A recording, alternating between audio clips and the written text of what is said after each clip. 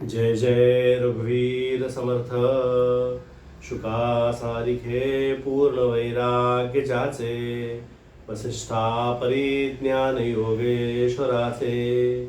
कवी वाल्मिका सारिखा मान्य ऐसा, नमस्कार माझा सद्गुरु रामदासा. श्रीराम मला वाटते अंतरी त्वा वसावे, तुझ्या दासबोधासी त्वा बोध व्हावे. अपत्या परी पाजवी प्रेम ग्रासा, महाराज या सद्गुरु रामदासा. श्रीराम अविनाश हे नाम कल्याण ज्याचे, करी सर्व कल्याण सर्वांसी साचे.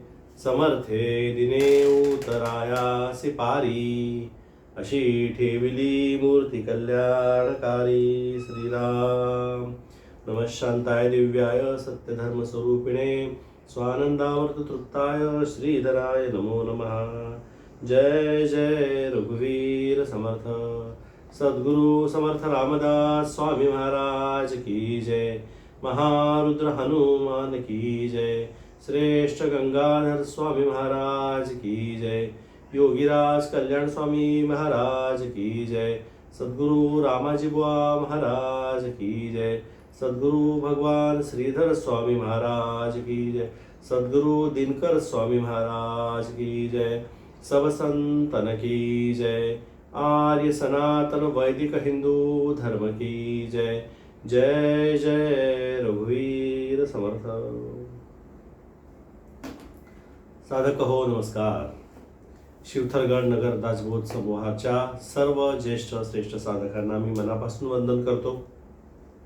आपल्या अंतरात्म्यात प्रकाशमान असलेल्या आत्मारामालाही मी मनापासून वंदन करतो. गेले 5 वर्ष आपण ही श्रवण भक्ती किंवा हा श्रवण यज्ञ, हा वाघ यज्ञ जो आहे, हा श्रोता आणि भक्तांचा हा जो वाघ यज्ञ आहे, हा आपण चालू ठेवलेला आहे. त्याच्याबद्दल आपल्या सगळ्यांचं मनापासून आभार मानतो आणि सगळ्यांच्या प्रती मनापासून कृतज्ञता व्यक्त करतो. समर्थाने म्हणलेलं आहे, श्रवण कसं करावं तर सेविलेची सेवावे अन्न, घेतलेची घेतले जीवन, तैसे केलेची करावे श्रवण. म्हणजे श्रवण करत राहावं, श्रवण करत राहावं. आपण जसं पाणी पितो ना, रोज पाणी पितो, पीत राहतो. आज सकाळ दुपार संध्याकाळ तहान लागली की पाणी पितो.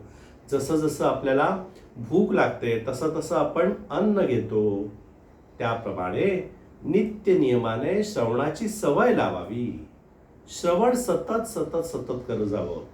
पण समर्थांनी इथे अजून एक आपल्याला गोम सांगितलेली आहे, अर्थांतर पाहिल्या विण न होई श्रवण. ते श्रवण होत नाही. जोपर्यंत आपण जे ऐकतोय त्याचं मनन होत नाही, त्याचं अर्थांतरावरती आपण त्याच्या अर्थावरती आपण चिंतन करत नाही, ते श्रवण नाही. आणि आपण 5 वर्ष नित्य नेमाने हे अर्थांतरासहित आपण श्रवण करत आहात, मनन करत आहात. त्यामुळे सगळ्या साधकांना मी खरोखर शुभेच्छा देतो मनापासून आणि सगळ्यांना पुन्हा एकदा साष्टांग नमस्कार करतो. श्रवण घडतच आहे, श्रवणाच्या बरोबर मननही घडत आहे.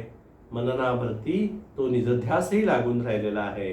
आणि असा निजध्यास लागून ज्या आपल्या वृत्तीमध्ये जो पालट होत आहे ना, तो पालट इतका सूक्ष्म आहे की त्या सूक्ष्म अशा पालटाचं प्रत्यंतर आपल्या वागण्यातून, आपल्या बोलण्यातून आपल्याला येत राहतं. आणि ते आपल्याला जाणवत नसेल पण आपल्या सहवासात आलेल्या सगळ्यांना ते जाणवतं. आणि मला इथे बसूनही आपल्या सगळ्यांच्या मध्ये ही जी शनै का होईना, ह्या जो वृत्तीचा पालट घडत आहे ना, त्याचं सूक्ष्म अशी कंपनं जाणवत आहे. त्याच्यामुळे आपल्याकडनं होत असलेल्या या साधनेलाही मी पुन्हा एकदा शुभेच्छा देतो. आणि आपल्याकडनं अशीच नित्य साधना समर्थांनी करून घ्यावी. आपल्याकडनं दिनकर स्वामींनी साधना करून घ्यावी आणि आपण परमार्थाचे अधिकारी बनावे, त्यांच्या कृपेला पात्र बनावं, अशी मी आपल्या सगळ्यांना विनंती करतो. आज एकादशी. आपण गेले 2-3 आपले 2-3 जे भाग आहेत ते आपण समर्थ शिष्य दिनकर स्वामींच्या वरती आपण चिंतन करत आहोत. आणि त्यांचे जे मनाचे श्लोक आहेत त्याच्यावरती आपण निरूपण करत आहोत. आपण मागं बघितलं की स्वामींनी आपल्याला पहिल्यांदाच काय करायला सांगितलं असेल, तर त्यांनी अगदी गणेश शारदा ह्याचं वंदन न करता सगळ्यात पहिला श्लोक, जे त्यांचे पहिले काही श्लोक आहेत, ते सत्क्रियेचे सांगितलेले आहे. जेव्हा परमार्थात पाऊल पडतं ना, तेव्हा सगळ्यात आधी काय सुधारायचं असतं? भाव तर हवाच, इच्छाही हवी, बद्धपणा सोडून मुमुक्षत्व यायला पाहिजे, पण त्याच्या आधी कर्माची शुद्धी हवी. कारण कर्माचा सिद्धांत आपण मागे बघितला की कर्माचा सिद्धांत फार गहन आहे आणि कर्माची फळं भोगल्याशिवाय आपल्याला सुटका नाही. आणि म्हणूनच आपल्याला दिनकर स्वामींनी पहिल्या श्लोकामध्ये काय सांगितलं असेल, तर ते सत्क्रिया, की बाबा तू जे काही कर्म करशील ते सत्तला धरूनच असलं पाहिजे, सत्य संकल्पच असला पाहिजे, तिथे कुठेही विकल्पाची जागा ठेवू नकोस. आणि संकल्प कुठला? मानवी जीवनाला सदा जो एक संकल्प लागून राहिलेला आहे, तो संकल्प कुठला? ते म्हणजे आत्महित साधणं, त्या परमेश्वराची प्राप्ती करून घेणं, हाच तो संकल्प आहे. आणि म्हणून आपलं प्रत्येक कर्म, उठल्यापासून ते झोपेपर्यंत, रात्रीपर्यंतचं आपलं प्रत्येक कर्म आहे, त्या सत्याला लागूनच झालं पाहिजे, ध्येयाला धरूनच कर्म झालं पाहिजे. मी जे करतोय ते त्या भगवंताला आवडेल का नाही, ते भगवंताला रुचेल का नाही, आणि याची आपण अक्षरशः सतत चालना करत राहिलं पाहिजे. म्हणून समर्थांनी नित्यानित्य विवेक, सारासार विवेक हे जे सांगितलेले ते ह्याच्याचसाठी, आपल्या प्रत्येक विचारामागे किंवा आपल्या प्रत्येक आचारामागे विचाराचं अधिष्ठान पाहिजे आणि त्या विचारालाही भगवंताच्या प्रेमाची, त्याच्या कृपेची जोड पाहिजे. आणि म्हणून आपण जे काही कर्म करू ते शुद्ध करू, ते सत्याने करू, आणि असं कर्म केलं की ते आपल्याला त्याचं कर्ते पण लागतच नाही. भगवंत आहेच की आपल्याला त्याच्यातनं मुक्त करायला. आणि कर्माचे जोपर्यंत फळातनं तुम्ही भोगातनं सुटत नाही, तोपर्यंत मुक्ती नाही हो. आणि म्हणून आपल्याला दिनकर स्वामींनी मनाच्या श्लोकामध्ये काय सांगितलं की सत्क्रिया, त्यांचे पहिले जे काही श्लोक आपण बघितले ते सत्क्रियेचे बघितले. आता आज जे आपण बघणार आहोत ते त्यांच्या नंतरचे जे श्लोक आहेत, ते पुढचे 3 श्लोक आपण त्याच्यामध्ये बघणार आहोत. पण त्याच्या आधी थोडंसं आपण, की आज एकादशी आहे, की त्या निमित्ताने आपण दिनकर स्वामींनी स्वानुभव दिनकरमध्ये जी विष्णू उपासनेचं रहस्य सांगितलेलं आहे त्याचं थोडंसं चिंतन करूयात. आणि आज योगायोगाने एकादशी पण आहे, आणि एकादशी ही विष्णूची तिथी मानली जाते, ती विष्णूची लाडकी तिथी मानली जाते. आणि त्या निमित्ताने आपल्याला स्वानुभव दिनकर, जो दिनकर स्वामींचा अत्यंत अत्यंत प्रिय असा ग्रंथ आहे, त्या ग्रंथाच्या आधारे आज आपण विष्णूचं स्मरण करणार आहोत आणि मग जे श्लोक आहेत त्याच्यावर चिंतन करू. आता ही जी तिथी आहे, एकादशी जी ह्याच्यामध्ये तिथी आहे, आपण संतांच्या तोंडून अभंग ऐकलेला आहे, विष्णुमय जग. हे जग जे आहे हे विष्णुमय जग आहे. पण ते कसं विष्णुमय जग आहे? आपल्याला फक्त आपल्या कल्पनेच्या आत जो काही येतो तोच आपल्याला पसारा माहित असतो, तेवढंच आपलं जग असतं. आपलं जग म्हणजे काय? आपली कल्पना. आपल्याला जे दिसत असतं, आपल्या ज्ञानेंद्रियांना, आपल्या कर्मेंद्रियांना जे भावतं, भासतं, तेच ते जग, आणि त्यालाच आपण आपलं जग असं म्हणतो. पण संत सांगतात हे सगळं विश्व जे आहे ते विष्णुमय आहे. असा मनात प्रश्न येतो ना, असं कसं काय बरं? आकाश कसं विष्णुमय आहे? या सगळ्या दिशा कशा विष्णुमय आहेत? आपल्याकडे किती 14 भुवनं सांगितलेली आहेत, या 3 लोक सांगितले, 14 लोक सांगितलेले आहेत आपल्याला. स्वर्ग, मृत्यू, पाताळ ह्याचेही अनेक अजून लोक आहेत. या सगळ्यांमध्ये विष्णूचं रूप कसं आहे? आमच्या दिनकर स्वामींनी की नाही अत्यंत सुंदर असं विष्णूचं वर्णन केलेलं आहे. ते म्हणतात, स्वरूप रूपे सुंदर घनसावळा, वोतला निजांगे परब्रह्म पुतळा, अवकाशाचा गोठोनी गोळा, मस्तक शोभे निजांगी. तेथ गगन रूप नीळ कुंतळ, वीरगुंठी चांचर कुरळ, शून्याकारे झाले कुटिळ, शब्दांकुरी वक्रवती. हे जे गगन दिसतंय ना, निळं निळं आकाश, हे जे दिसत आहे हे विष्णूचे काळे काळे केस आहेत असं ते म्हणतात. काळे नाही, त्या विष्णूचे असे निळे असे कुंतल आहेत, केस आहेत. त्या खाले त्रिगुण त्रिवळी शोभल्या, निज भाळी अनुक्रमे विलासल्या, तेथे प्रवृत्ती निवृत्ती रूप विराजल्या, भवया दोन्ही वक्रगती. त्याचं जे कपाळ आहे ना, त्याच्यावरती सत्वरज तिमाच्या अशा त्या कट त्रिवळी शोभलेल्या आहेत. त्याच्या भाळावरती सत्वरज आणि तिमाचं, म्हणजे हे जग कशाने बनलेलं आहे, तर हे त्रिगुणात्मक जग आहे आणि त्याच्या भाळावरतीच या अशा त्रिवळी शोभलेल्या आहेत. आणि त्याच्या भुवया आहेत त्या कशा आहेत, ती या विश्वामध्ये असणाऱ्या तेथ प्रवृत्ती निवृत्ती रूप विराजल्या, भवया दोन्ही वक्रगती. दोन्ही त्याच्या भुवया आहेत त्या प्रवृत्ती निवृत्ती रूप आहेत. माझी पवनावतार अश्विनव देव, घ्राण रूपे शोभले स्वयमेव. त्याची जी नासिका आहे ते अश्विन देव प्रत्यक्ष तिथे नासिकेमध्ये आहेत. त्या माझी शुद्ध पावन जो सावेव, तोची विचरे श्वासोश्वासी. आणि या विश्वाचा जो प्राण आहे, या ब्रह्मांडाचा जो प्राण आहे, तोच त्याच्या विष्णूच्या श्वासोच्छ्वास रूपाने चालू आहे. आपलं जे अस्तित्व आहे ते विष्णूच्या अंतर्यामी चालू असलेल्या या प्राणायामाचंच ते द्योतक आहे. मुख्य महातेज आणि सूर्यनारायण हेच उभयता शोभले दोन्ही नयन, अष्टदिशा त्या निज श्रवणस्थान आक्रमून राहिल्या. महातेज आणि सूर्यनारायण हे विष्णूचे दोन डोळे आहेत स्वामी म्हणतात. आणि अष्टदिशा, या ज्या अष्टदिशा आहेत त्या आठही दिशा विष्णूचं निज श्रवणस्थान आहे, त्याची श्रवणेंद्रिय ती. चहुवेदींचे शाखोपशाखी ब्राह्मण, तेही शोभेसी आले निज वदन, निज वाचा रूप शब्दोच्चारण स्वये अग्नी करीतसे. या भूतलावरती चारी शाखांचे अध्यापन करणारे जे ब्राह्मण आहेत ते त्याच्या पूर्णपणे चेहऱ्यावरती अलंकृत झालेले आहेत.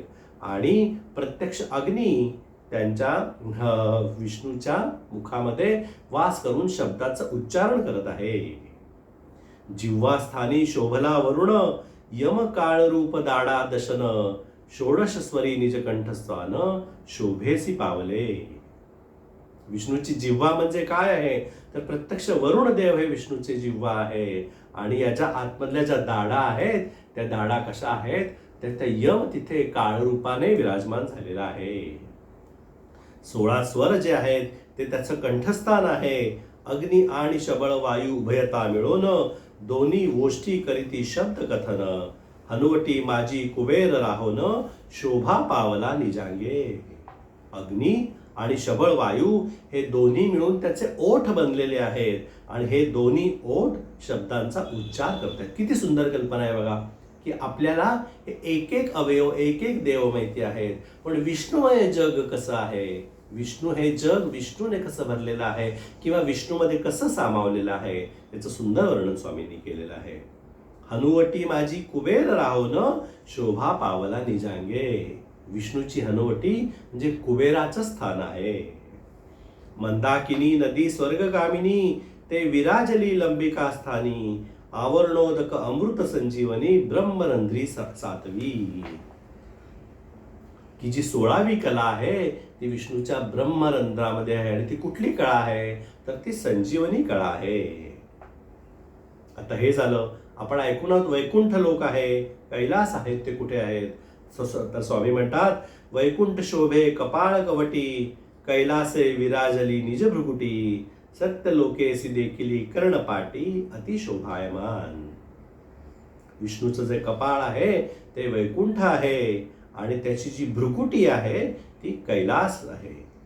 सत्यलोक कुठे आहे, तर विष्णूच्या कर्णपाटावर सत्यलोक आहे. आणि तपोलोक नेत्र संपुटी, जनलोक तो नासापोटी, महरलोक मुख हनुवटी माझी विराजला.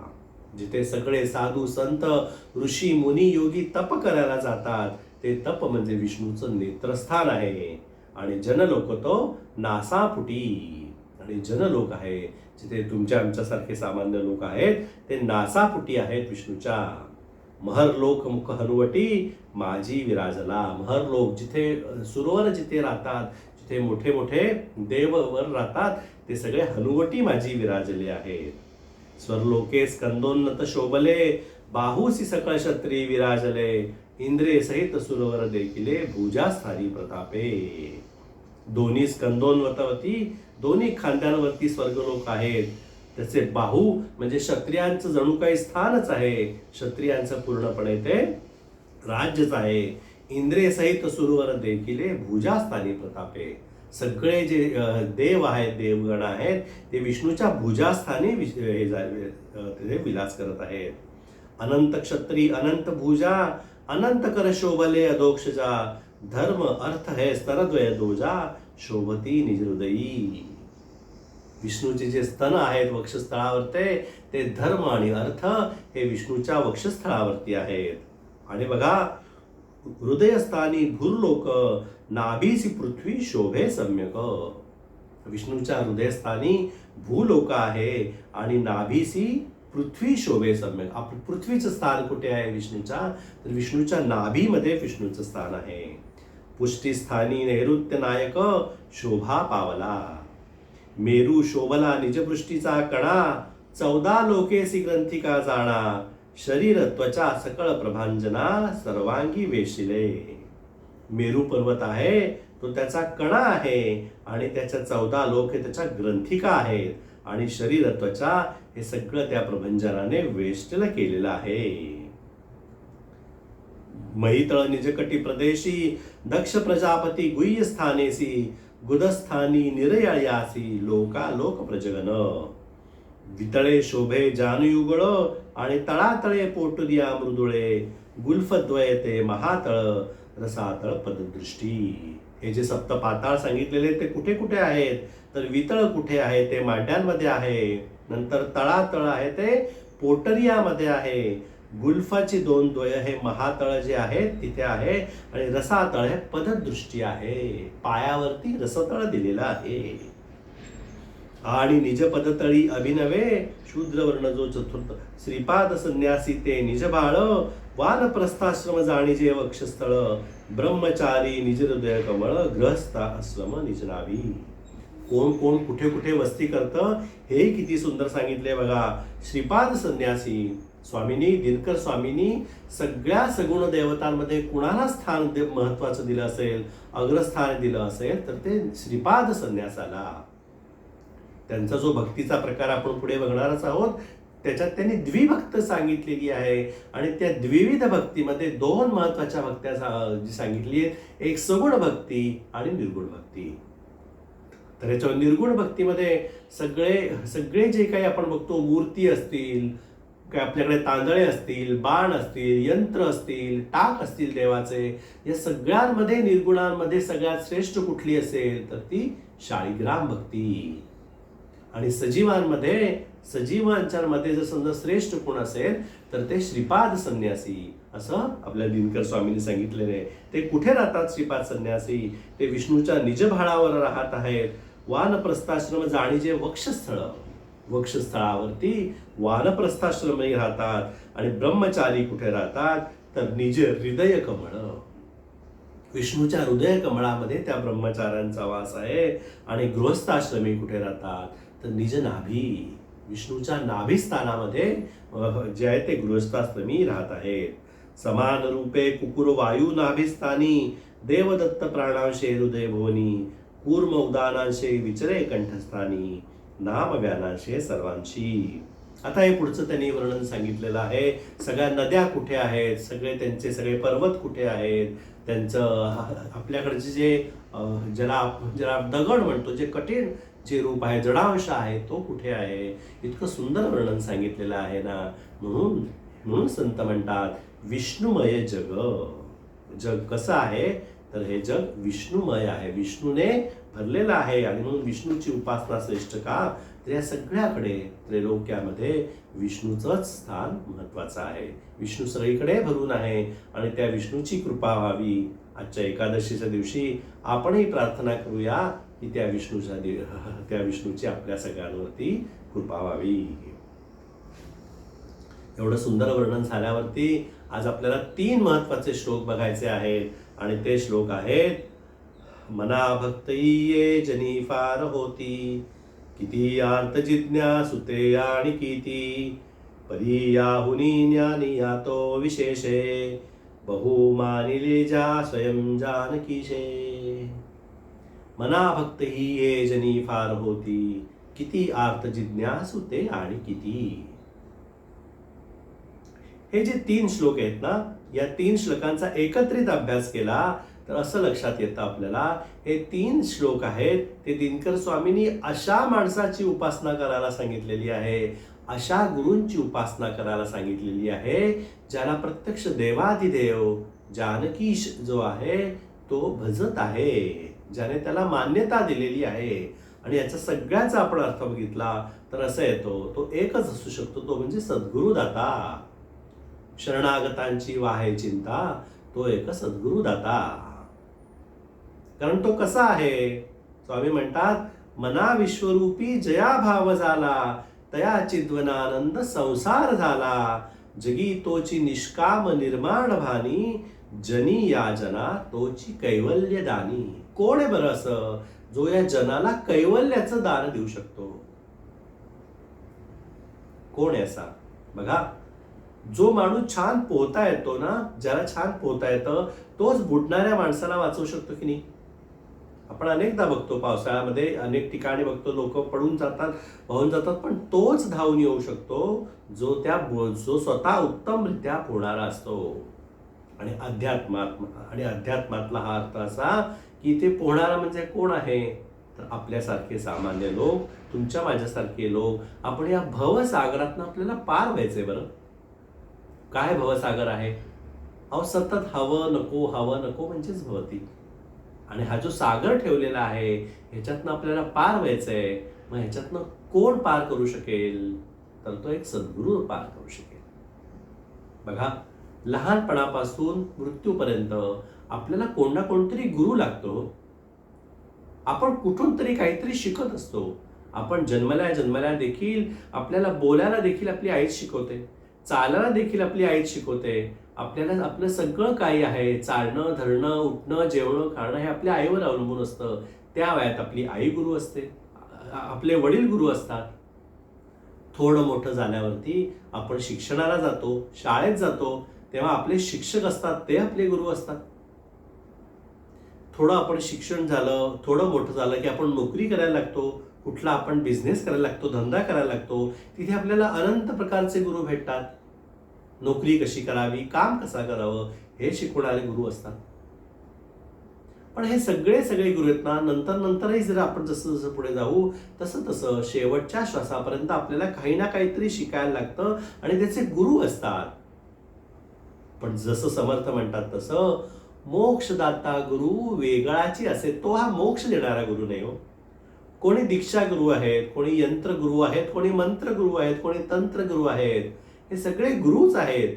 पण ते तुम्हाला मोक्ष नाही देऊ शकत, तुमचं आत्महित नाही साधू शकत. जन्म घेतलाय ना, आता आपल्याला आत्महित साधायचं हो. अहो, नाही साधलं तर याच पुन्हा चक्र आहेत, जन्म मरणाचा फेरा असं चालूच राहणार आहे. त्याच्यात काही खंड नाही. आपण किती जन्म घेतले आणि किती जन्म अजून पुढे घेणार त्याची गणतीच नाही. पण कधीतरी यातनं बाहेर पडायला पाहिजे ना, म्हणून तर या परमार्थात वळलो ना, म्हणून तर हा आपण दासबोध हाती घेतला, म्हणून तर आपण हे श्रवण करतोय ना. मग आता आपल्याला मोक्षदाता सद्गुरू पाहिजे हो. आणि तोच देऊ शकतो जो कसा आहे, जगी तोची निष्काम निर्माण भानी. तो कसा आहे? तो निष्काम आहे. सामान्यपणे गुरु म्हटलं आपल्याकडनं आपण फार घाई करतो गुरुची शोधायला. पण गुरु कसा ओळखावा आणि गुरु कसा जाणावा याच्यासाठी आपल्या दिनकर स्वामींनी फार छान सांगून ठेवलेलं आहे. त्यांचा गुरुलक्षण नावाचा एक समासच त्याच्यामध्ये दिलेला आहे. स्वानुभव दिनकरमध्ये त्याला किरण म्हणतात, पण तो जो एक गुरुलक्षण आहे त्याच्यात त्यांनी गुरुची सगळी लक्षणच सांगितलेली आहेत की गुरु कसा असावा, आणि त्यांनी 13 लक्षणं सांगितलेली आहेत गुरुची. बरोबर, समर्थाने देखील पहिल्यांदा गुरु कसा नसावा हे सांगितलं आणि नंतर गुरु कसा असावा हे सांगितलं. तर आपल्याला ही भवनदी पार करायला अध्यात्मामध्ये गुरु पाहिजे हे नक्कीच, पण गुरु पण पारखून घेतला पाहिजे. स्वामी विवेकानंद आणि त्यांचे गुरु रामकृष्ण परमहंस यांची एक कथा प्रसिद्धच आहे की 5-6 वर्ष स्वामी विवेकानंद रामकृष्णांकडे जात होते, पण त्यांनी यांना गुरु म्हणून मानलं नव्हतं. आणि यांनी त्यांना शिष्य म्हणून मानलं. नंतर ते पुढे गुरु शिष्याचे आदर्श असं उदाहरण झाले. पण पहिले 5 वर्ष स्वामी विवेकानंद आपल्या गुरुचीच परीक्षा घेत होते. आणि हे सगळं माहीत असूनही ती माऊलीच आहे ना की माहीत असूनही रामकृष्ण स्वामी विवेकानंदांना ते करू देत होते. आणि इतक्या कसोटीतनं पार झाल्यावरती त्यांनी त्यांची गुरु म्हणून निवड केली. आणि इतके सहज झालं, कारण गुरु शिष्य या नात्यामध्ये जे प्रेम आहे, जो आपलेपणा आहे, तो सहजता आहे. त्याच्यात कुठेही स्वार्थ नाही. त्याच्यामध्ये एकच आहे की गुरुला आपल्या शिष्याला मोठे करायचं आहे. ये हृदयीचे ते हृदयी घातले असं करायचं आहे. त्या शिष्याला आत्मत्व प्राप्त करून द्यायचं आहे.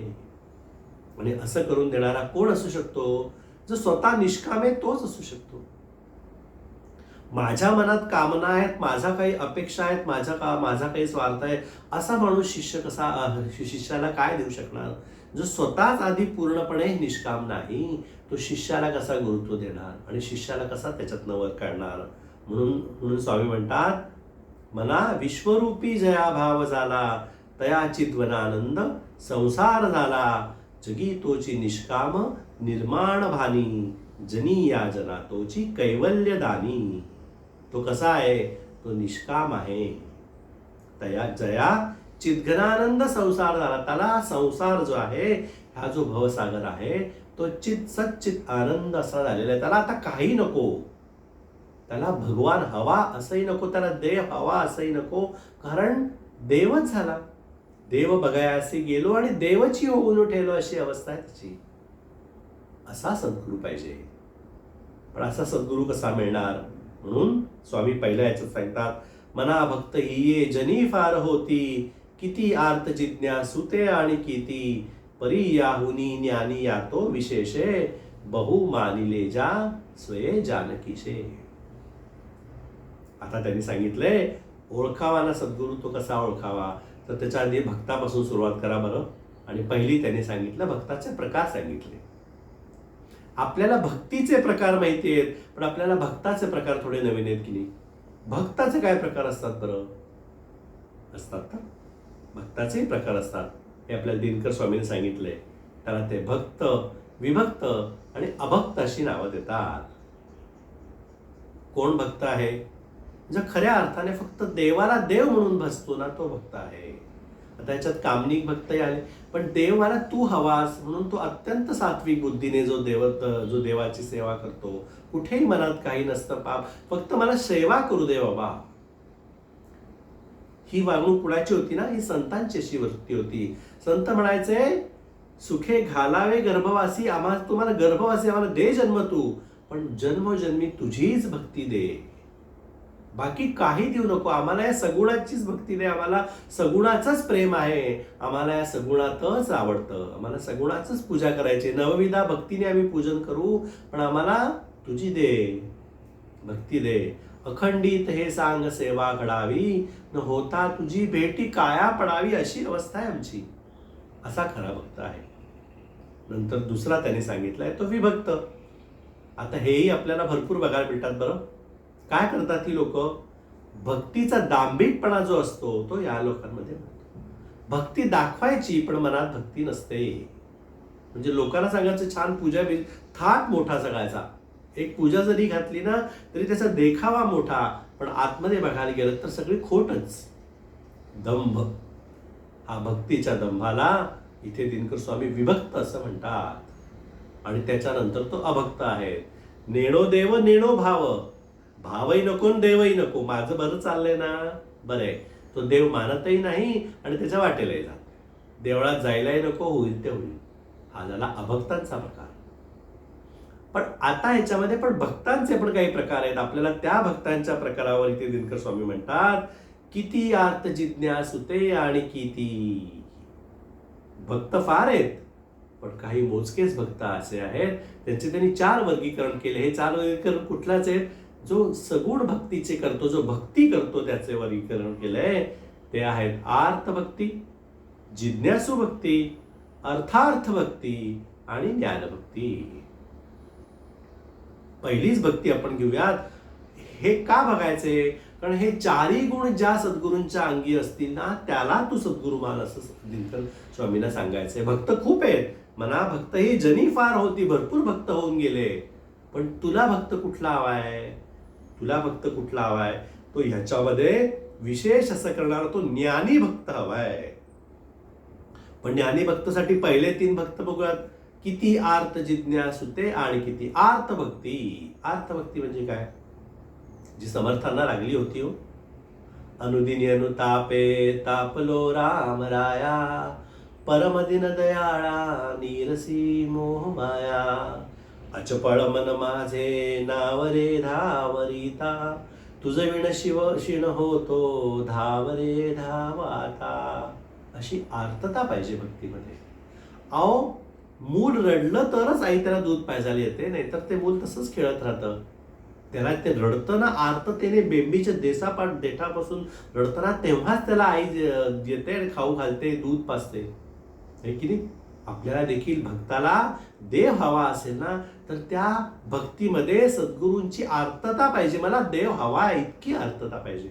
आणि समर्थांची सगळी करुणाष्टकं ही अशी आर्त आहेत, अशी आर्त आहेत.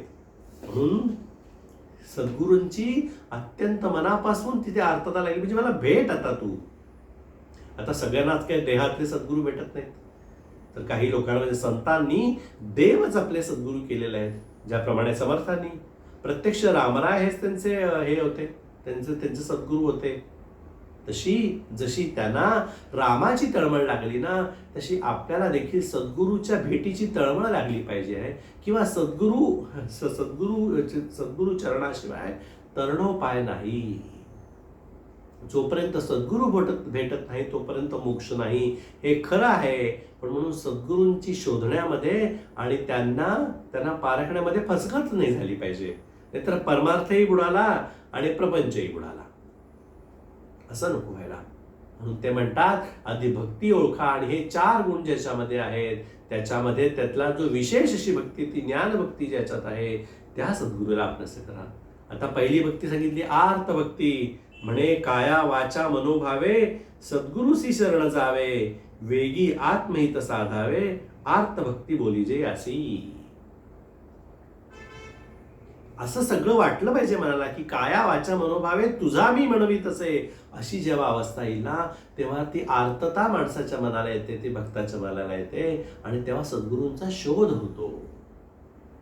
आता सद्गुरूंचा शोध लागला की दुसरी भक्ती येते, ती म्हणजे जिज्ञासू भक्ती. मग आता जिज्ञासू भक्ती काय करते? साधं उदाहरण आहे. एकदा एखाद्याचा आपल्याला ध्यास घेतला ना, की ती गोष्ट आपल्याला मिळते. बरं,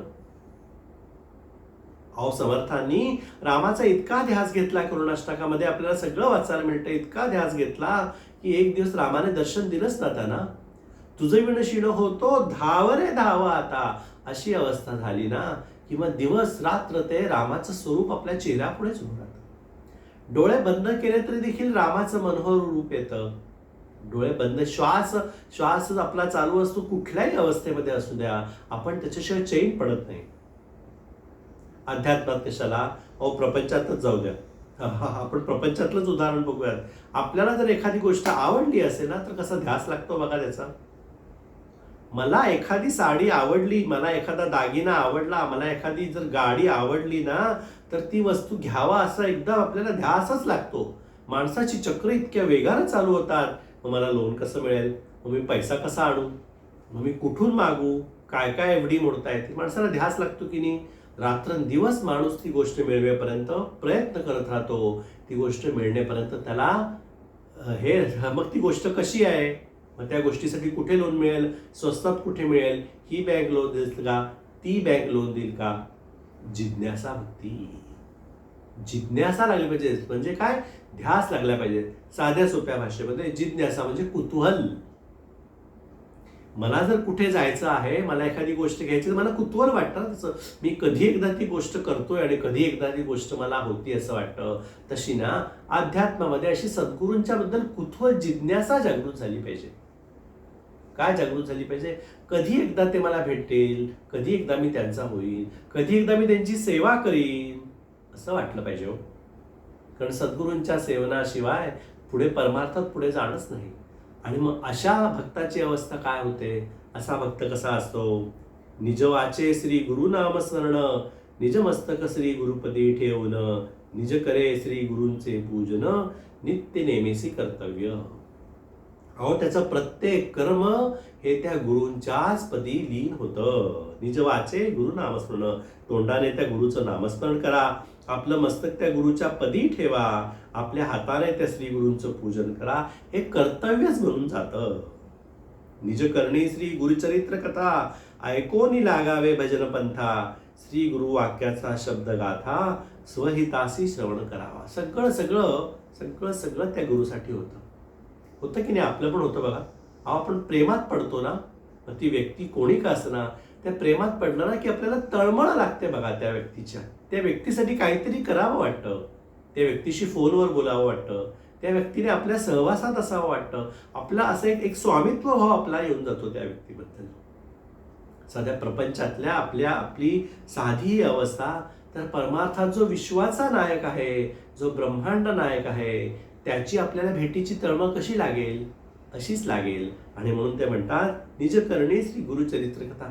त्याच्याच कथा ऐकाव्या, त्याचंच गुणगान ऐकत राहावं, त्याचाच बोध ऐकत राहावा. आपण हे करतो ना. आज गेले 5 वर्ष आपण हा बोध ऐकत आहोत. आपण हा 5 वर्ष आपण हा श्रवणाचा यज्ञ आपण चालवत आहोत आणि नित्य श्रवणाने आपण धन्य धन्य होत आहोत. किती गोड वाटतं बघा.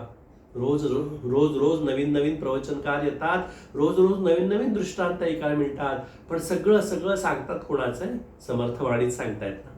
आणि ती वाणी ऐकण्यासाठी कान तृप्त आतुर झालेले असतात आणि ती वाणी ऐकून अगदी तृप्त होऊन जातं.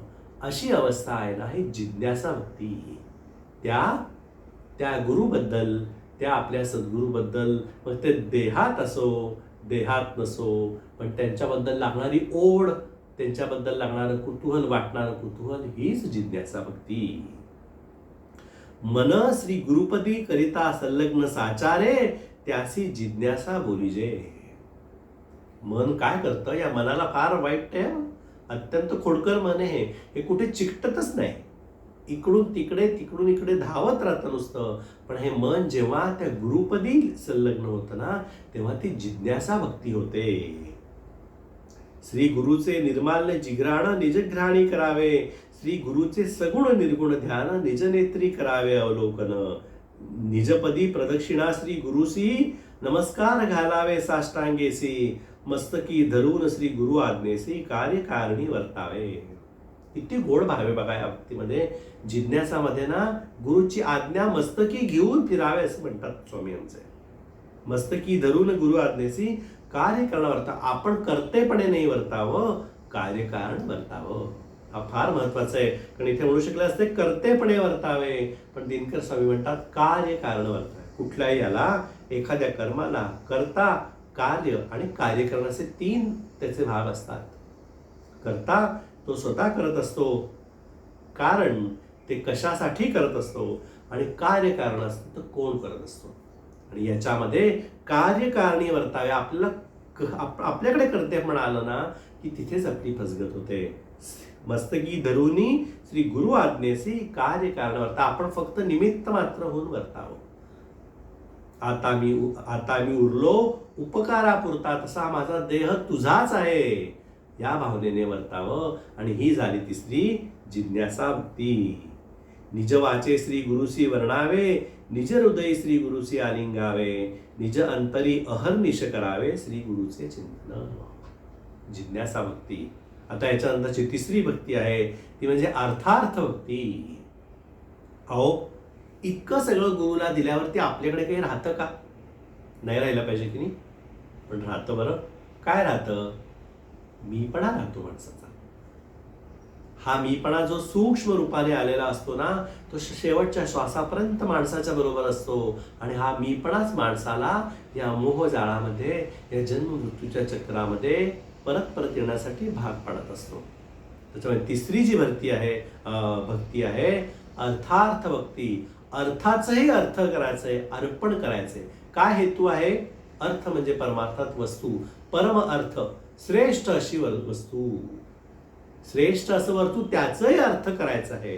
काय वस्तू आहे श्रेष्ठ आपल्याकडे? माणसाकडे काय असं श्रेष्ठ आहे? काहीच नाही हो. अहो आपलं काहीच नाहीये. अहो वाळलेलं पान देखील ज्याच्या सत्तेशी शिवाय हलत नाही, तिथे माणसाने कसला मोठेपणा दाखवावा? पण तरी माणूस दाखवतोच की. कुठला दाखवतो? त्या अहंकाराचा दाखवतो.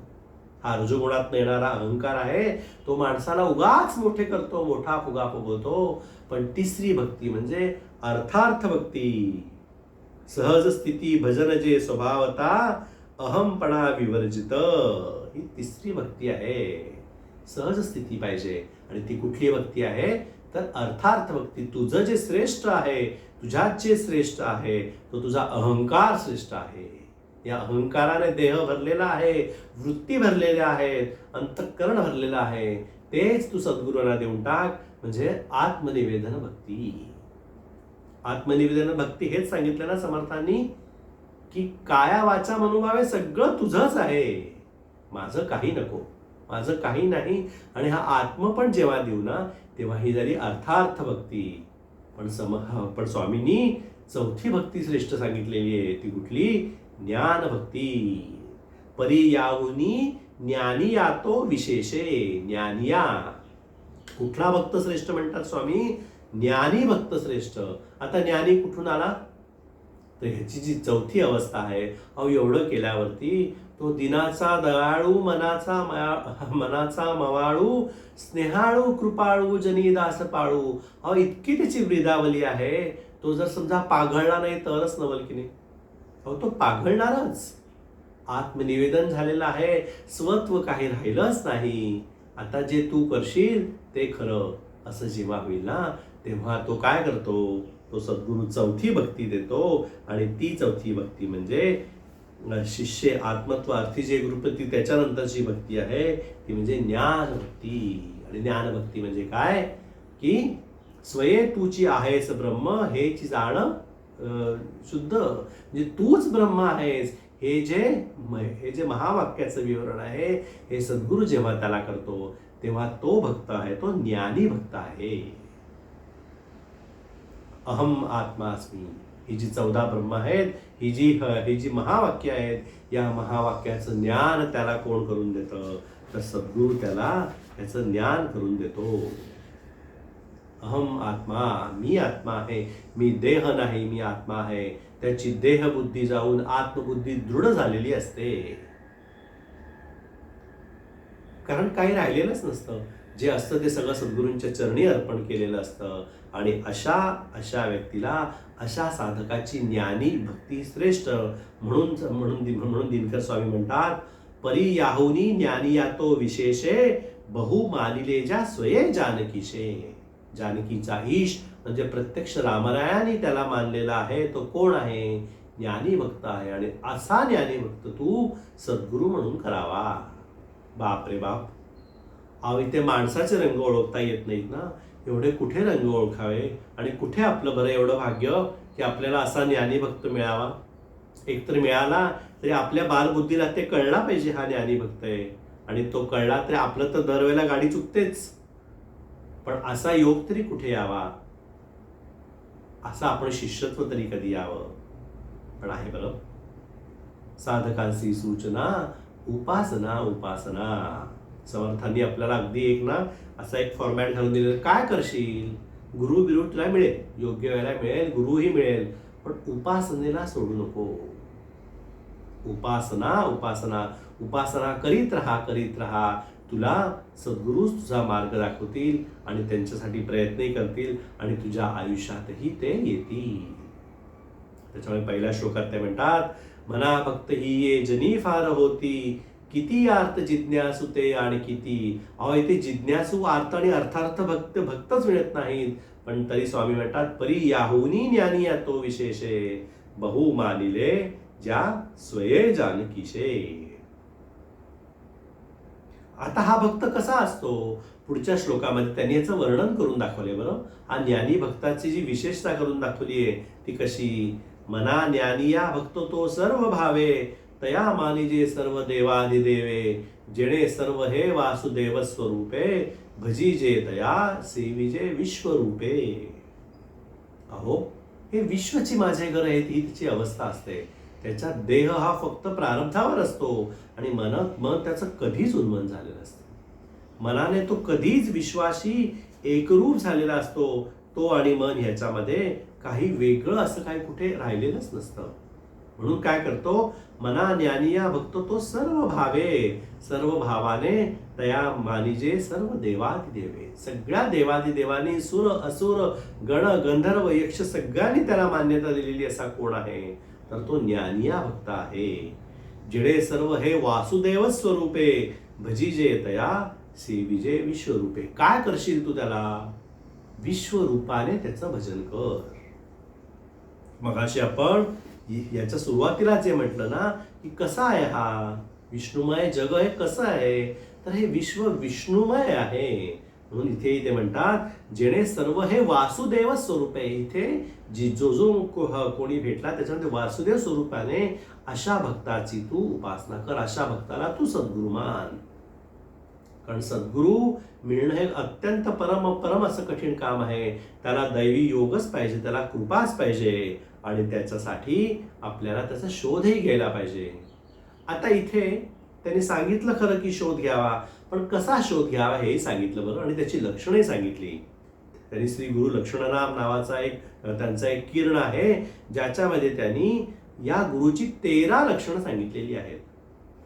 थोडीशी बाह्यांगाने अवघड वाटतात, पण थोडा विचार केला ना की आपली साधना जशी जशी उन्नत होत जाईल ना, तसं तसं आपल्याला हे सगळं सहज उलगडत जातं. बरं, सहज उलगडत जातं. आपल्याला लहानपणी जो बोध होता आणि आता जो आज बोध आहे त्याच्यात फरक आहे की नाही? काय फरक झाला? सगळं तसंच राहिलं, पण आपल्या भावना विकसित झाल्या, आपली बुद्धी विकसित झाली.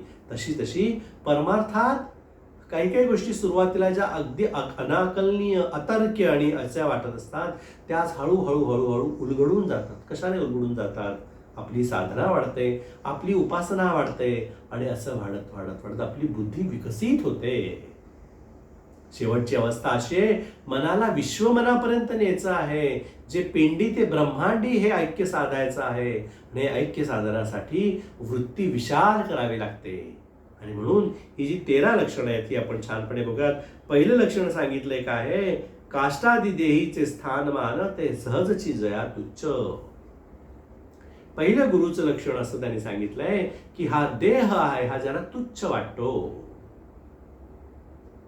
देह ज्याला तुच्छ वाटतो असा गुरु शोधा. हे मी गुरुचं लक्षण सांगतोय बरं, शिष्याचं नाही. गफलत करू नका. आपल्याला शिष्यपणा यायचं असेल त्यासाठी गुरु शोधायचा आहे आणि गुरु कसा ओळखायचा आहे याचीही लक्षणं सांगितलेली आहेत. आणि देह प्रारब्धाची गती, आत्मा ही ब्रह्मांडासी नेती, परिपिंड ब्रह्मांड हे भ्रांती, उरलीची नाही जया. गुरु कसा आहे? एकतर ज्ञानी आहे आणि त्या ज्ञानाच्या मध्ये त्यांनी सांगितलंय, पहिलं म्हणजे हा देह हा प्रारब्धावर सोडलेला आहे, त्याची देह बुद्धी आत्मबुद्धी झालेली आहे. योग सामर्थ्य सकळ ओळंगती सिद्धी, मृत्यू सही करती अमरत्व शुद्धी, परी तयासी नाही अहम देह बुद्धी, आत्माराम सर्वदा जो. पहिलं लक्षण काय सांगितलं? याची देहबुद्धी क्षीण झाली पाहिजे. नाहीतर काय आहे, समर्थांनी सांगितलंय, निरूपणी अगाध बघता परी विषयी लोलंगता. छान मोठी प्रवचनं, पण त्याच्यानंतर जेव्हा प्रत्यक्ष वाचनामध्ये विषयी लोलंगता, असा गुरु कामाचा नाही. बरं, आपण गुरु करायला घाईच फार करतो. एखादा छान प्रवचन द्यायला लागला की आपल्याला वाटतं हा किती छान, किती अभ्यास केला गुरु. छान एखादा खूप साधनामध्ये रत असेल तर केला गुरु. असं करू नका. गुरु करताना अत्यंत अगदी सुवर्ण काट्यावर तपासून घ्या गुरुला. आणि म्हणून ही 13 लक्षणं फार महत्वाची आहेत. परी तयासी नाही अहम देह बुद्धी, आत्माराम सर्वदा जो. जो सगळीकडे समानतेने आत्माराम बघतो तो गुरुश्रेष्ठ. नंतरची पुढची लक्षणं काय सांगितली त्यांनी? जयाची प्रकृती तरी दिसे मानुषी, परी सामर्थ्य सर्व अमानुषी. त्याच्यामध्ये प्रचंड असं सामर्थ्य असतं. आता इथे सामर्थ्यामध्ये आपण एक गफलत अशी होते आपली की आपण चमत्कारालाच गुरु मानून बसतो. हे लक्षात ठेवा, गुरुकडनं चमत्कार होतात, त्यांना सर्व सिद्धी वश होतात, पण चमत्कार म्हणजे गुरु नव्हे. किंवा चमत्कार करणारा माणूस म्हणजे गुरु नव्हे, कारण त्यांच्याकडनं जे चमत्कार होतात ते ईश्वरी लीलेने होत असतात आणि ते चमत्कार देखील ते अत्यंत अत्यंत तोलून मापूनच वाजत असतात. तुला सांगतो, ज्ञानेश्वर महाराजांनी भिंत चालवली, पण भिंत चालवली की रोज उठसूट ते भिंत चालवत नव्हते हो. त्यांच्या मुखातनं निघालं आणि त्यांना प्रत्यक्ष विठ्ठलाने ती भिंत चालवली. त्यांनी त्याच्याकडेही कर्तृत्व घेतलं नाही आणि एकदाच ती भिंत चाललेली आहे. त्यांनी मारुती किंवा होंड्यासारखी गाडी चालवत असल्यासारखी रोज उठून बाजारात ते भिंत घेऊन फिरत नव्हते. किंवा गोंदवलेकर महाराजांनी एका साधकाला दिव्य दृष्टी दिली, त्याचं अंधत्व नाहीसं केलं, पण म्हणून काय त्यांनी ना डोळ्यांचा दवाखाना नाही काढून बसले. ये साधक की त्याला लाव अंगा आणि त्याची दे दृष्टी, असं नाही करत बसले. यांच्याकडे सिद्धी होत्या, पण त्या सिद्धी त्यांनी अत्यंत अत्यंत कमी याच्यात वापरलेल्या आणि अत्यंत थोड्या कारणासाठी त्या वापरलेल्या आहेत. कारण सिद्धी हे जे त्यांच्याकडचं आहे ते लोकांच्या कल्याणासाठी आहे, पण म्हणून तो राजमार्ग नाहीये.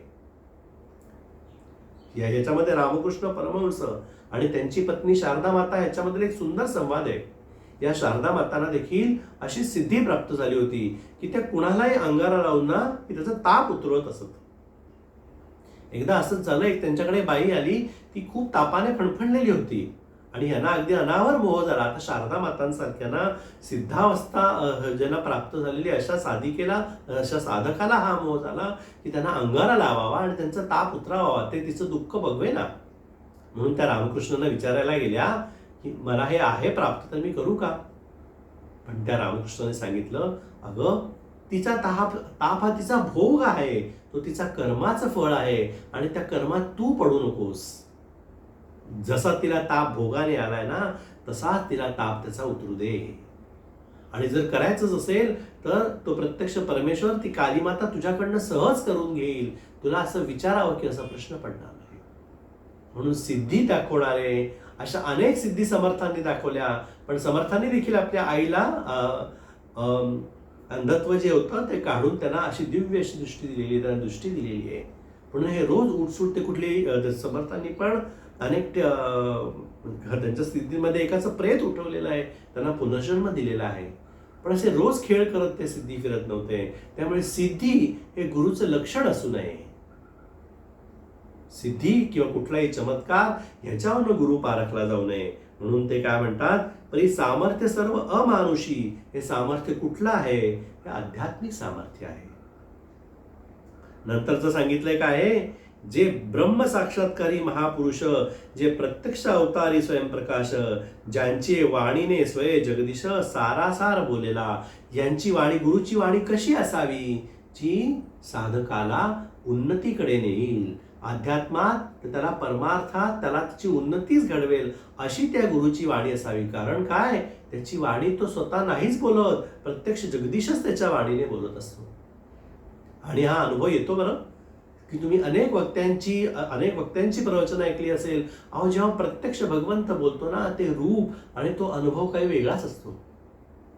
तो कुठे लिहून काढावा लागत नाही, पण तो आपल्या अंतरात्म्याला समजतो. म्हणून हे गुरुचं लक्षण आहे की ज्यांचे वाणीने स्वय जगदीश सारासार बोलला. नंतरचं लक्षण आहे, जे केवळ ब्रह्मानुभव योगी, जे सर्व संग परित्यागी, जे स्वाश्रम धर्म परित्यागी, सस्वरूपानुभवी. किती लक्षणं एका याच्यात दिली बघा. ब्रह्म अनुभव योगी, जे सर्व संग परित्यागी, सर्व संग परित्याग केलेले पाहिजे. नाहीतर इथे मोठे मोठे आश्रम काढायचे, मोठमोठ्या देणग्या घ्यायच्या, शिष्यांची संख्या वाढवायची, भरपूर मोठं करायचं. अहो, असं विषयातच अडकला तर परमार्थ कुठून यावा? तर परमार्थाला वेळ तरी मिळाला पाहिजे ना. सिद्धी, आश्रम, मठ, महंती हे सगळं या अशा उपाध्या लागल्या ना की परमार्थ आपोआप बाजूला पडतो. याच्यावर समर्थांचं फार छान ओवीवर समर्थ म्हणाले, उपाधी वीण राहो नये म्हणतात समर्थ. भरपूर उपाध्या करा, मोठ्या मोठ्या कंपन्यांचे डायरेक्टर व्हा, मोठ्या मोठ्या मंडळावर बसा, मोठे मोठे मठ चालवा, करा उपाध्या. कारण तेच तुमचा रजोगुण आहे, तोच तुम्हाला परमार्थात उन्नतीत करेल. पण दुसरा भाग महत्वाचा, उपाधीत सापडो नये म्हणतात समर्थ. करा, पण कुठे त्याच्यात गुंतून पडू नका कुठल्याही उपाधीमध्ये. अहो ते कमळपत्र जसं असतं ना, त्याच्यावरचं पाणी ना किती आलं, किती पाऊस पडला तरी ते त्याच्यावर ठरत नाही, त्याच्यावर थांबत नाही, कारण ते त्याच्यात सापडलेलं नसतं. आणि म्हणून समर्थ म्हणतात उपाधी विण राहो नये, पण उपाधीत सापडोही नाही. त्या उपाधीत सापडला तो गडबडला. भरपूर करा ना उपाध्या, ते तुम्हाला अभिमान आहे, एकच जन्म आहे, करा उपाध्या. भरपूर सामर्थ्य आहे चळवळीचे, जो जो करील त्याचे, असं समर्थ म्हणतात. मग असं करायचं आहे ना, पण त्याच्यात अडकून पडू नका. इदम न मम या भावनेने सगळं सोडून द्या. आणि हे सोडायला शिकलात तर हे, कारण ही उपाधी काय करते? समर्थ म्हणतात जडली उपाधी अभिमान बाधी. एकदा उपाधी जडली ना तुम्हाला, ती तुम्हाला अभिमान बाळगवते आणि तुमचा मीपणाच वाढवते. म्हणून अभिमान नको आपल्याला. या परमार्थात येऊन, या अध्यात्मात येऊन काय शिकायचं असेल तर अध्यात्म कसा त्यागायचा, मीपणा कसा त्यागायचा, हेच शिकलं पाहिजे माणसाने. हा अभिमान सोडायचा. अहो भले भले या अभिमानाने पदच्युत झालेले आहेत. परमार्थात मोठे मोठे साधक याच्यावर घसरलेले आहेत. आपल्यासारखे साधक तर अगदीच याच्यावरती प्रयत्न कमी आहेत आपले. म्हणून मीपणा नको. म्हणून समर्थ म्हणतात सर्व संग परित्यागी सत्स्वरूपानुभवी. सहज कर्म निफजे जे देही ते ते आत्मत्वे करती. जे जे करतात ना ते आत्मतत्वाला जोडून करतात. मी देह आहे या भावनेने करत नाहीत, मी आत्मा आहे या भावनेने ते करत असतात. ज्यांचे बोलणे सप्रचित स्वानुभवाचेची यथार्थ. त्यांची वाणी स्वानुभवाची वाणी असते आणि सप्रचित असते. समर्थांचं सगळं वाङ्मय रोकडा आहे, प्रचिती आहे. समर्थ म्हणतात प्रचिती विण पाहू नये. कुठली गोष्ट प्रचितीशिवाय राहू नये. प्रचिती घ्या तुम्ही, त्याचा प्रत्यय घ्या आणि तरच त्याच्यावर विश्वास ठेवा. ज्यांची स्वभाव चर्चा श्रेणी निश्रेणी परमपदांची. कर्मकांड उपासनाकांड ज्ञानकांड अतिप्रचंड. निवडूनी पूर्व पक्षाचे बंड सिद्धांत स्थापिती जे. याच्यावरती समर्थांनी फार छान ओळी सांगितलेली आहे. अगदी साध्या भाषेमध्ये सांगायचं गेलं तर साधकाला, शिष्याला जे इंद्रिय दमन करायला लावतात, साधना करायला लावतात, तो सद्गुरू. आणि असे जर मिळाले नाहीत तर अडक्याला 3 मिळाले तरी ते त्याच्यावे, असं समर्थांनी सांगितलेलं आहे. की असे नाही मिळाले तर असे तुम्ही सोडून द्या, पण तुम्हाला शिष्याला साधना लावली पाहिजे. त्यांनी साधनेच्या मार्गाला त्या गुरुने लावलं पाहिजे. आणि ते जर लावलं नाही तर मग काय उपयोग? मग तो गुरु पण वाहवत जाणार आणि गुरु बरोबर शिष्यही वाहत जाणार. इकडे ना तिकडे, ना प्रपंच ना परमार्थ, दोन्ही गेलं, तूपही गेलं तेलही गेलं. त्यामुळे प्रपंच जसं परमार्थात करायचं असेल तर हे 3 श्लोक आहेत त्यांनी सांगितलेलं आहे. या 3 श्लोकाचं महत्व असं आहे, सद्गुरूचे श्लोक आहेत. सद्गुरू कसा असावा आणि सद्गुरूंचा शोध कसा घ्यावा, याच्यासाठी हे 3 श्लोक आपल्याला अभ्यासाला अत्यंत जरुरी आहेत. मना भक्त ही ये जनी फार होती, किती अर्थ जिज्ञासुते आणि किती परी याहुनी ज्ञानी या तो विशेषे बहु मानले ज्या स्वये जानकीचे. असा गुरु करा, त्याला प्रत्यक्ष रामरायाचा वरदहस्त आहे, ज्ञानी भक्त आहे, कुठली कामना मनात नाही, निष्काम आहे, निष्काम कर्मयोगी आहे. दुसरा आहे मना ज्ञानी या भक्त तो सर्व भावे, तया मानिजे सर्व देवादिदेवे, जेणे सर्व हे वासुदेव स्वरूपे, भजीजे तया सेविजे विश्वरूपे. विश्वरूपाने त्याचं भजन करा, कारण तो वासुदेव स्वरूप जग बघत आहे, विष्णुमय सगळं जग बघत आहे. आणि तो कसा आहे? मना विश्वरूपी जया भाव झाला, तया चिद्रानंद संसार झाला. त्याचा संसार हा आनंदमय झालेला आहे. कुठे करुणा नाही, दुःख नाही, कारण त्याला काय मिळालं आहे? आत्मज्ञान मिळालेलं आहे. जगी तोची निष्काम निर्माण भानी. त्याला या निष्कामतेचं स्मरण आहे, बरं, सतत स्मरण आहे. त्याच्या प्रत्येक कर्मामध्ये निष्कामतेचं स्मरण आहे. भान म्हणजे स्मरण. आपण म्हणतो ना याचं भान हरवलंय, याचं भान गेलं आहे, त्याला त्या निष्कामतेचं स्मरण आहे. निष्कामता हाच त्याचा स्थायी भाव आहे, हाच गुण आहे. तो निष्काम आहे. जनी या जना तोची कैवल्यदानी. आणि या जनांना कैवल्याची प्राप्ती करून देणारा असा तोच एकमेव असा सद्गुरू आहे. आपल्या सगळ्यांनाही समर्थांच्या कृपेने आणि दिनकर स्वामींच्या कृपेने असे सुंदर सद्गुरू लाभोत, असा निष्काम कर्मयोगी लाभोत, अशी मी सद्गुरूंकडे प्रार्थना करतो आणि माझ्या वाणीला विराम देतो. जय जय रघुवीर समर्थ.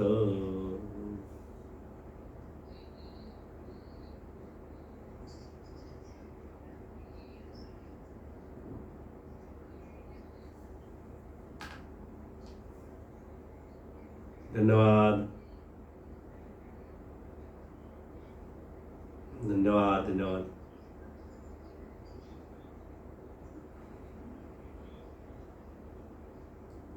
धन्यवाद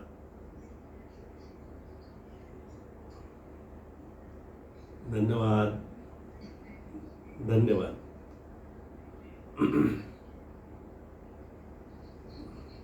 हो,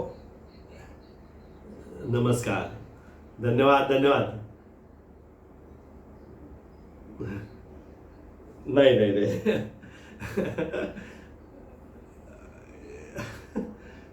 नक्की नक्की. नाही, खूप धन्यवाद. खरंच आहे, खरंच आहे. हो हो. खूप सुंदर श्लोक आहेत त्यांचे. खरंच खरंच छान आहे. नक्की नक्की. अगदी अगदी खरंच आहे, खरंच.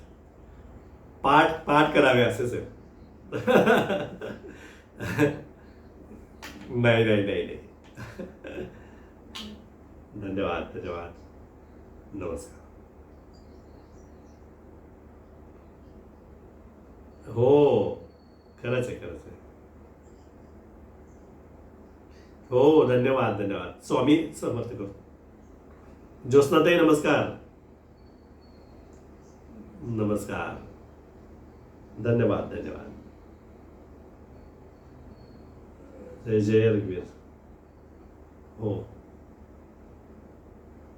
खरंच आहे, खरंच आहे. आपल्याला गुरुची तळमळ लागायला पाहिजे तेवढं मात्र खरं आहे. भेटतील भेटतील, नक्की भेटतील. नक्की नक्की. समर्थांचा आशीर्वाद आहे, माझ्या शुभेच्छा आहेतच. लवकरात लवकर गुरु भेटतील तुम्हाला. हो, खरंच भेटतील भेटतील.